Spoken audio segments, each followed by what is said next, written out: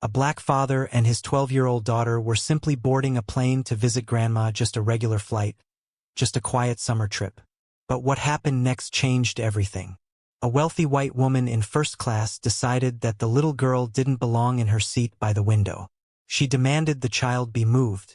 But when the father calmly refused and revealed he was an FBI agent, the entire cabin froze. What unfolded over the next hour would expose deeply rooted prejudice, spark a public apology in front of stunned passengers, and lead to an emotional twist no one expected.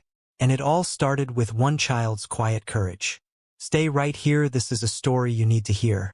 Before we begin, drop a comment and let us know where you're watching from. Your stories matter, too. And if this moved you even a little, hit that subscribe button for more powerful stories that make you feel, reflect, and maybe even act. It was just an ordinary flight. Until it wasn't. Marcus Taylor adjusted the collar of his crisp dark suit. Not because it needed fixing, but because it gave his hands something to do while his daughter Zoe chattered beside him. They moved like shadows across the polished tile floor of Hartsfield-Jackson, swallowed in the stream of rolling bags and slow shuffles. A sea of people each carrying their own purpose. At 43, Marcus had seen enough of airports to know they were more than ports of travel, they were theaters of human contrast. Places where you could watch entire stories unfold in the time it took to sip lukewarm coffee. And this trip, meant to be a quiet visit to his mother in San Francisco, was already humming with a tension he hadn't named yet. Zoe's hand tugged at his sleeve, small, eager fingers pulling him down from the altitude of his own thoughts. "Dad, you promised no FBI mode this weekend?" she reminded him, her tone half playful, half stern. Like a child who'd learned young how to watch the room because her father always did. And she was right, of course. The habit of scanning exits and reading faces had followed Marcus out of every field assignment like a loyal, unwanted dog. He smiled at her, that soft curve of a father who knows he's been caught. "Can't help it, sweetheart. It's like asking you not to read every sign we pass." And she grinned because she did exactly that. Books had become her way of understanding the world. Airports, flights, strange cities all made sense if she could fit them inside a story. And this trip to see her grandmother and her grandmother's legendary peach cobbler was a page she had been waiting to turn. Now, for those who might say times have changed and the world is gentler than it used to be, I ask you to sit in Marcus's shoes. Or better yet, look through his eyes. Here's a black father, a federal agent with medals tucked in drawers and protocols etched into his muscle memory, still feeling the tug of caution as he walks his 12-year-old through a place meant to be neutral. Not because he expects trouble, but because he knows the price of assuming there won't be any. And this awareness, this practiced readiness, it doesn't shout. It whispers. It's in how he checks their seats twice. In how he puts himself in the middle seat, shielding his daughter from the aisle like a levee against storm water. And yet, in that quiet protection, there is love. There is the kind of protection that does not smother, but prepares. If you've ever carried a child's safety in your chest like a heartbeat, then you know what I mean. And maybe you, too, remember that love does not make the world softer. It makes us stronger to face it. This is not about bitterness. This is about readiness. Because the truth is, some lessons don't stop being true just because we're tired of repeating them. Marcus is not waiting for something bad to happen. He's making sure he's the kind of man who's ready if it does. And that, my friends, is a kind of courage we don't honor enough. Especially not in the quiet. Especially not when it looks like calm. Now imagine yourself there. The airport hums around you. A woman behind you taps her nails on her phone, complaining loudly about the heat and the line. Her words clipped like someone used to being heard first. You don't look back. You focus on your daughter, on the story she's telling about marine biology and starfish, on the way her eyes light up when she says the words Academy of Sciences. But still, you feel it. The stare. The quick glance of someone who sees you and decides you do not belong where you are. That moment right there is not loud. It is not dramatic. But it is real. And it is the reason we walk alert. So I ask you now, not just to remember your own journeys, those flights, those family trips, those tender, tired moments of getting from one place to another, but to see this one through. Not just as a story of a father and daughter, but as a reflection of a truth that still walks among us. We carry our history in how we prepare.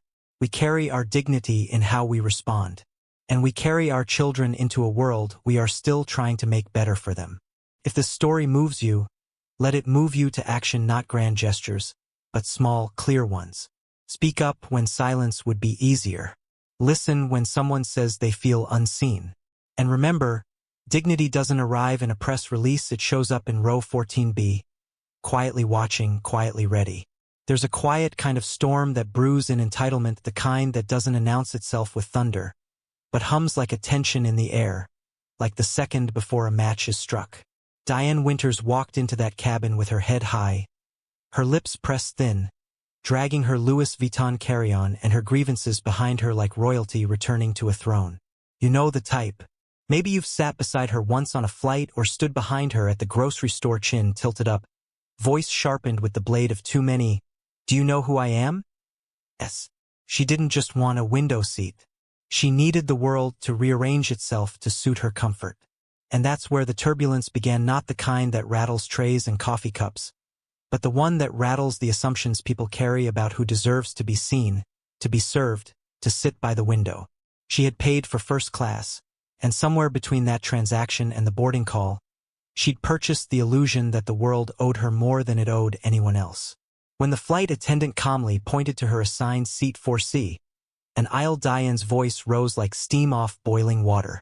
"This is unacceptable," she declared, as if injustice had landed on her shoulders and not on the weary backs of 1,000 others before her.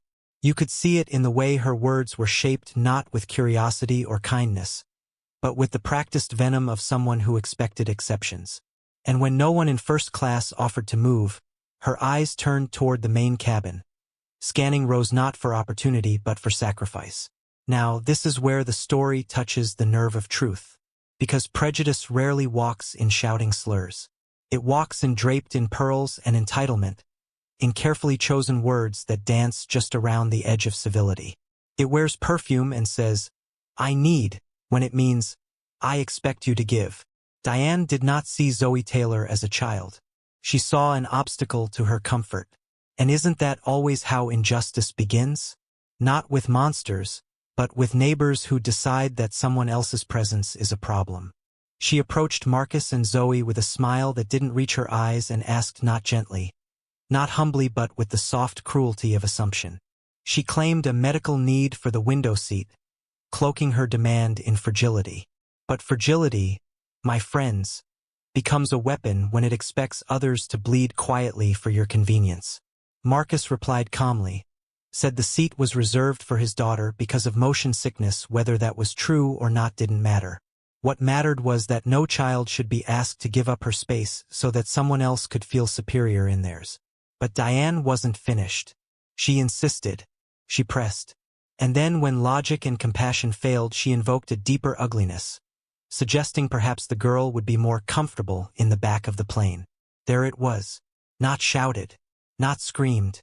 Just dropped into the aisle like a piece of broken glass, sharp enough to cut, soft enough for her to deny. This is the moment that asks each of us something essential. What would you do? If you heard it? If you saw it? Would you pretend it didn't happen? Or would you clear your throat and let the silence know it wasn't alone? Because silence is where this kind of harm grows. In the "it's not my place" and the "I didn't want to get involved." But the truth is, it is our place. Always has been.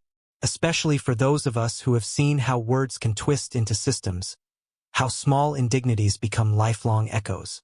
So here's your action, your call. Speak when you'd rather turn the page. Say "that's not right" when it would be easier to say nothing. Not because you owe it to the person being hurt, but because you owe it to the world you're still part of shaping. Remember, it's not about being a hero. It's about being human. About seeing the child in 14A not as a stranger, but as your granddaughter, your niece, yourself once upon a time. Because justice doesn't begin in courtrooms or Capitol buildings. It begins in aisles and sidewalks and checkout counters. It begins the moment we decide to see each other fully and to refuse to look away. Some moments stretch longer than they ought to, not because of the time they occupy, but because of the weight they carry. As the flight prepared for takeoff, with tray tables stowed and belts fastened. Diane Winters stood like a question mark that refused to be punctuated. Her footsteps clacked defiantly down the aisle, a disruption wrapped in pressed linen and perfume, the kind that announces not urgency, but ownership. She ignored the flight attendant's request to sit, ignored the rules, ignored the hush of the cabin that thickened as eyes began to shift, not just in annoyance, but in anticipation of what was coming. When she reached row 14 and saw Zoe Taylor nestled into the window seat, book in lap, headphones half on, it was as if her discomfort had found a target. She didn't see a child lost in a story. She saw something she wanted and a person she thought too small, too insignificant to say no. That's the truth of how prejudice often shows up, not in violence, but in the willingness to erase someone else's comfort to preserve your own. And she asked, again, this time more directly, to switch seats. And again, Marcus said no, his voice calm, his tone like polished wood, measured, dignified, but with weight behind it. My daughter experiences motion sickness. We selected this seat for her.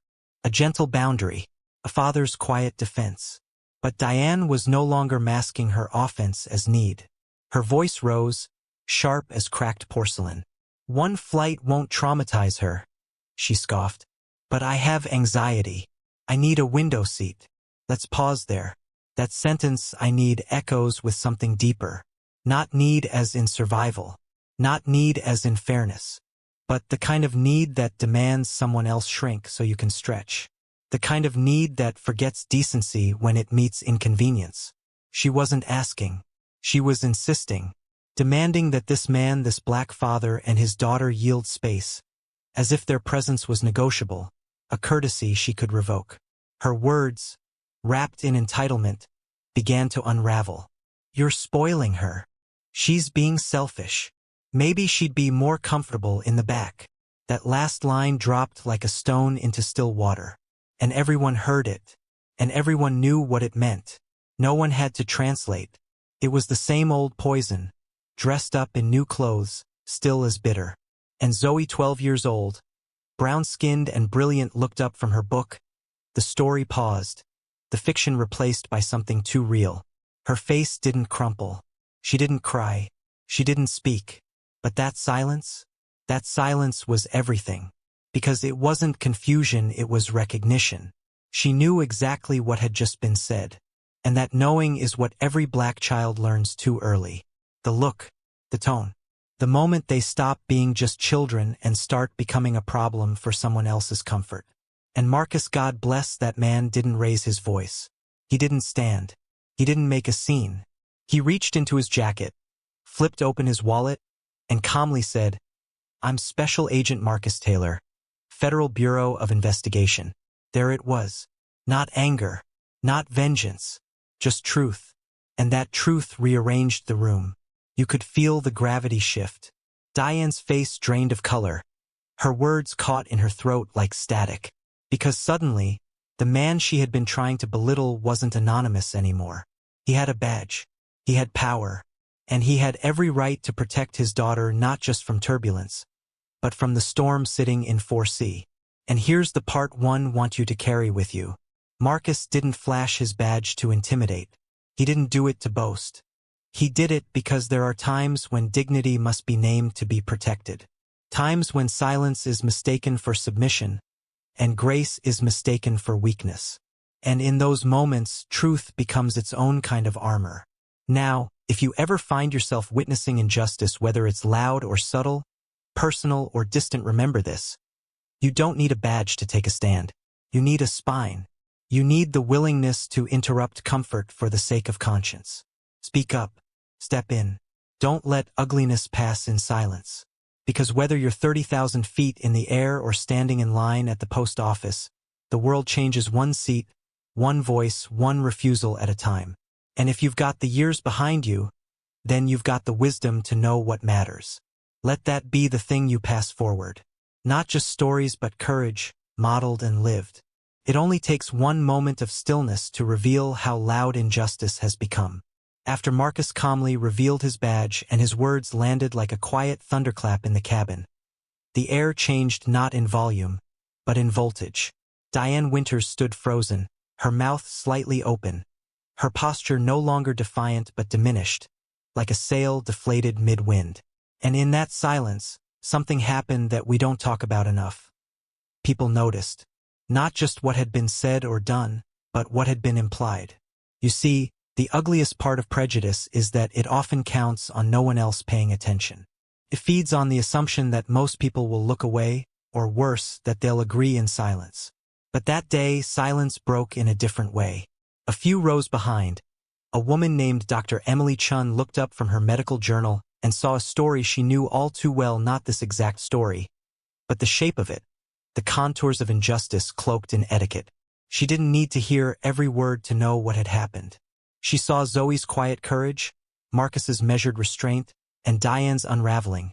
And she remembered her own childhood, how being the daughter of immigrants in Ohio had meant learning to be invisible before you were old enough to spell it.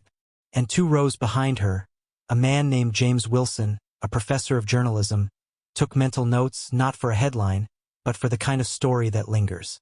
The kind that teaches. Because he saw the truth unfold like a parable, how a child was told she didn't belong, and how her father answered without violence, without venom, but with a badge and a truth no one could deny. This is what I want you to see. Marcus did not raise his voice, but he raised the standard. And when he did, others followed. The cabin, once a passive audience, became a congregation of quiet witnesses, people who realized, perhaps for the first time in a while, that injustice wasn't always on the evening news.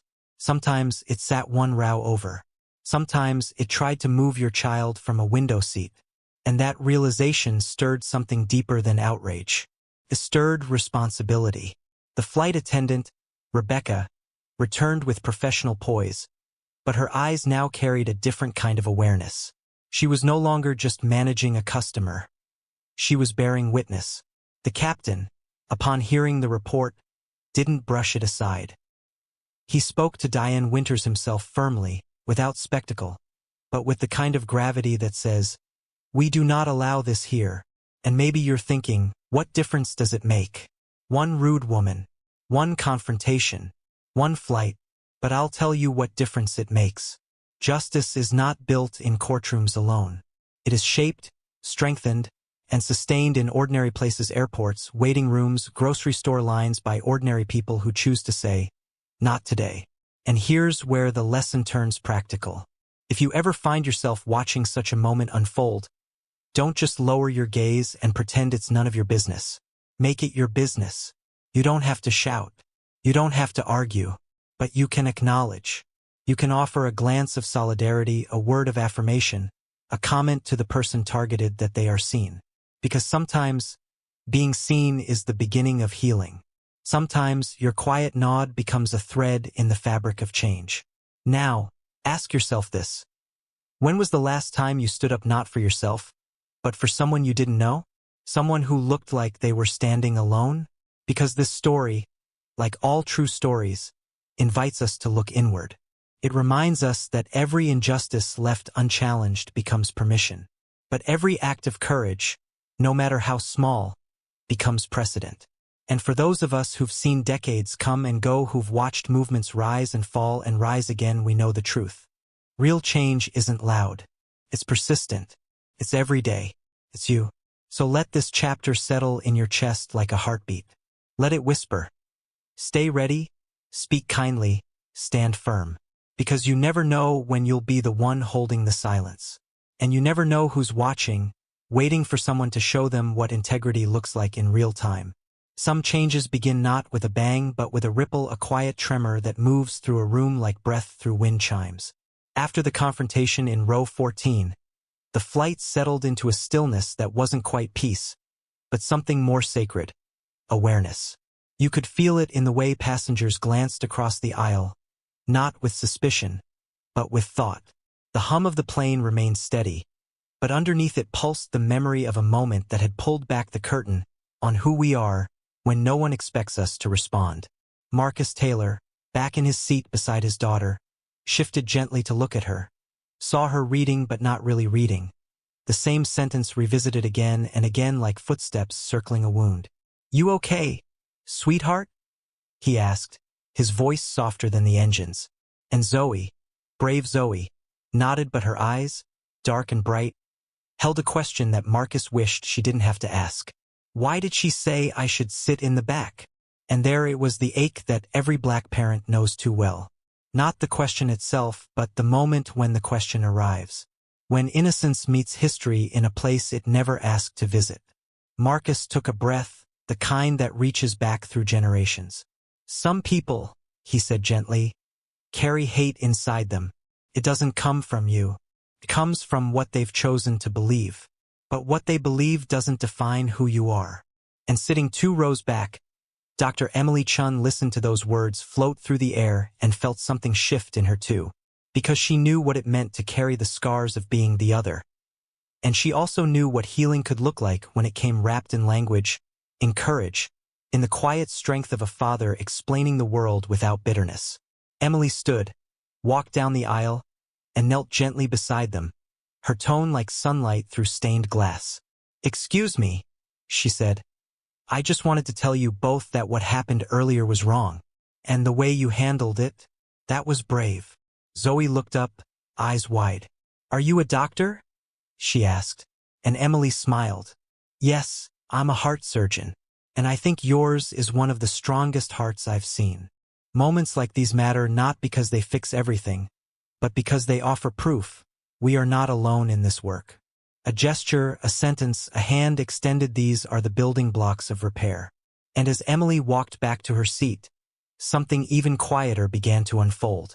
The man across the aisle, James Wilson, a journalist long trained to observe more than speak, opened his notebook. He hadn't planned to write about this flight, but now he felt the weight of responsibility. Not to dramatize, but to document. Because what he had seen wasn't just a confrontation, it was a microcosm of a country still learning how to look itself in the mirror. He scribbled a headline, "Dignity at Altitude," then paused, crossed it out, wrote instead, "A daughter, a father, a lesson in stillness." Because stories are not always born from spectacle. Sometimes they rise from restraint. Now here's where you come in, not as an outsider, but as someone who knows what it means to have lived through tides of change and still believe in the shoreline of justice. Ask yourself, when was the last time you offered encouragement to someone who was hurting quietly? When did you last affirm a child's worth, not with grand speeches, but with presence? These are not minor acts. They are seeds. And you, having walked through seasons of struggle and grace, know better than anyone how seeds grow. Slowly, stubbornly, through stone and storm. So take that wisdom and turn it outward. Speak when others whisper. Kneel when others turn away. Write it down if that's your gift. Share it if that's your courage. Because the story doesn't end with one flight. It rises mile by mile in the people willing to carry it forward. Sometimes life gives us turbulence not just in the skies, but in our spirits, a sudden jolt that reminds us how little we control, and how much we reveal when control slips away. The captain's voice came over the intercom like a stone skipping across still water. "Ladies and gentlemen, we're experiencing a mechanical issue.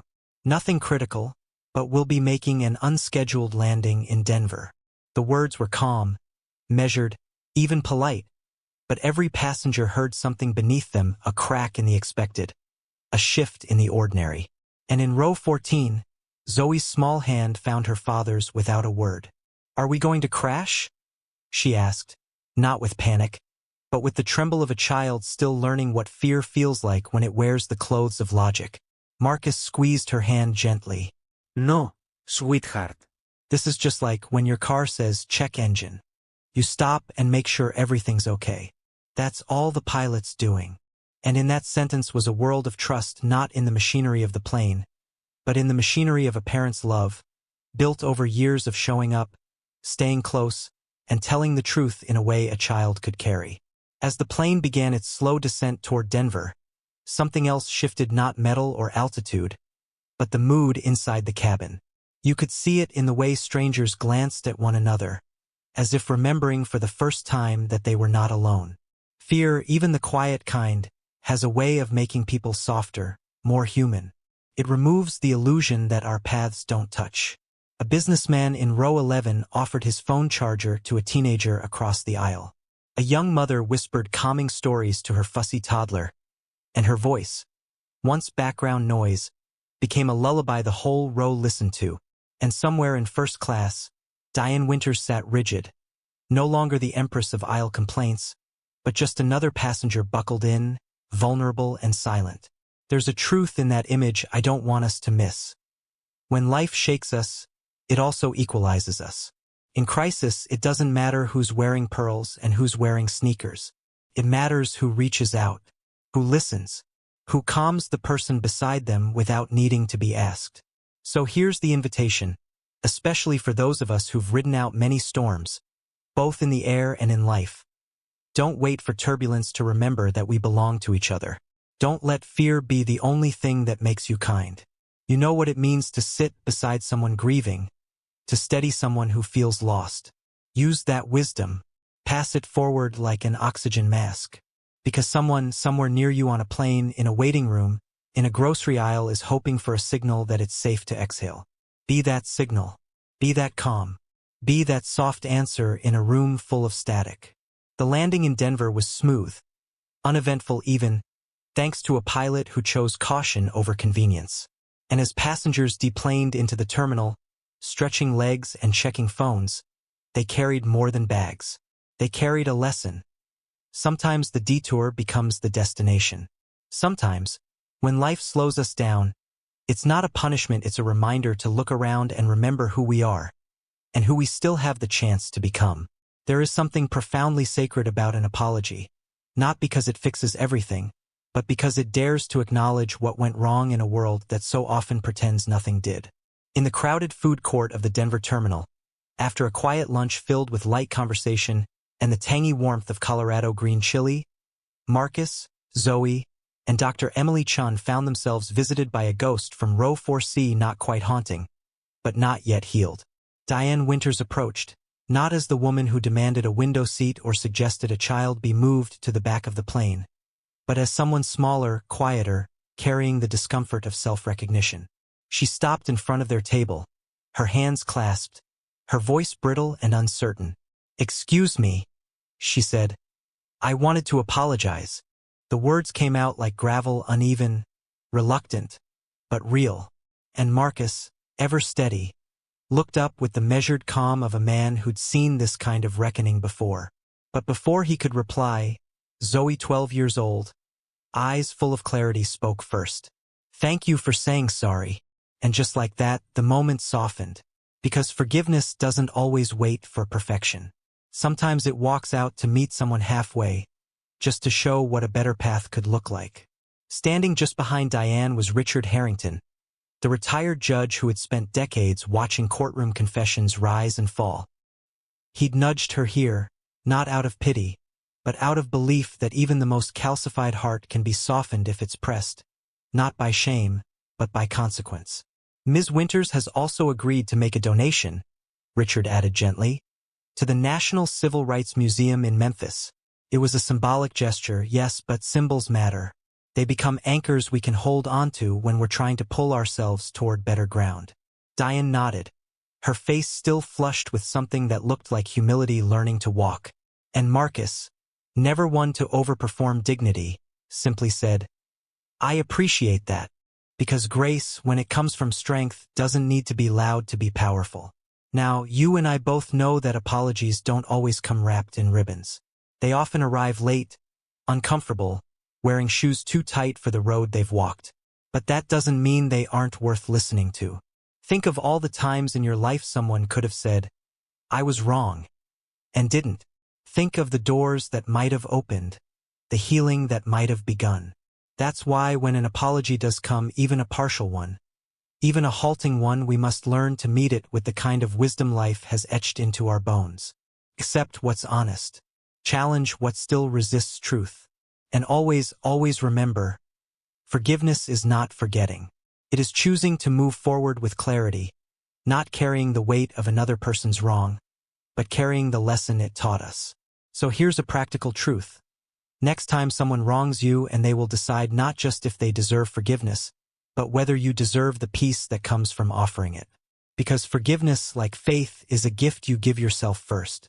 It unties the knot in your chest, It clears the fog from your path. And for those of you who've lived through injustice, you know this better than most.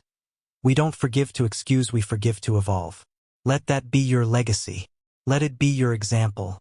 Not because the world has earned your grace, but because you refuse to let the world make you bitter. That's the power you carry. That's the gift you still give. There's a kind of light that only comes after the storm, not the blinding brightness of noon, but the warm, golden hue of late afternoon, the kind that stretches long shadows across sidewalks and says quietly, "You made it." As Flight 2187 finally descended into San Francisco, Marcus Taylor looked out the window past his daughter's eager face and saw the city he had grown up in bathed in that exact kind of light. The Golden Gate stood like a sentinel in the distance, timeless and calm, and he felt something settle in his chest, not relief. Exactly. But a quiet confirmation that all the weight he had carried on this journey had, somehow, shifted. And beside him, Zoe pressed her nose against the glass, her voice full of hope and hunger. "There's Grandma's neighborhood," she exclaimed, pointing to the familiar streets below. And in that one sentence, there was 1,000 miles of meaning, miles that had included confrontation, fear, dignity, repair, and above all, connection. Because what they'd gained on that plane wasn't just a lesson, it was a witness. They had been seen. And that, in a world still struggling to look straight at its own reflection, was no small thing. When they stepped off the plane and into the terminal, something unexpected waited for them. People.